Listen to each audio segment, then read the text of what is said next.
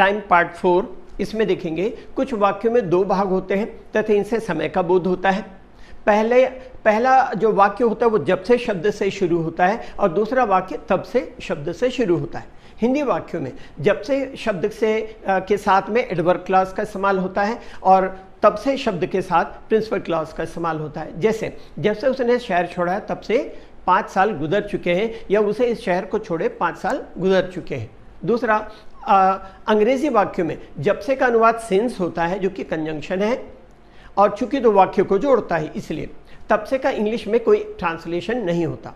तीसरा इसमें ध्यान देखें, हिंदी वाक्य एडवर्ब क्लॉज से शुरू होता है जबकि अंग्रेजी वाक्य जो इंग्लिश का सेंटेंस होता है वो प्रिंसिपल क्लॉज से शुरू होता है। एग्जाम्पल से पहले फॉर्मूला देखें, principal clause present perfect tense में और एडवर्ब क्लॉज जो होता है पास्ट इंडेफिनिट टेंस में होता है।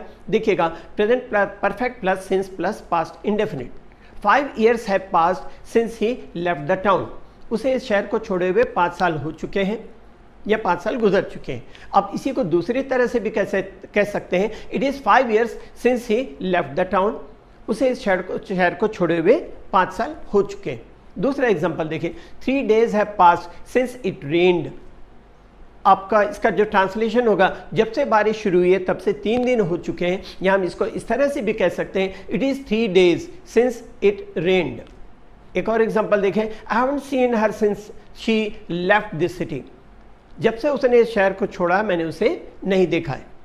आगे देखिएगा, how much time has pass since the film started. इसका मतलब पिक्चर चालू हुई कितनी देर हो गई है।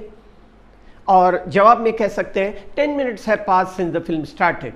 फिल्म को चालू हुए 10 मिनट हो चुके हैं, या हम ये कह सकते हैं it is 10 minutes since the film started. दोनों का एक ही अर्थ निकलता है।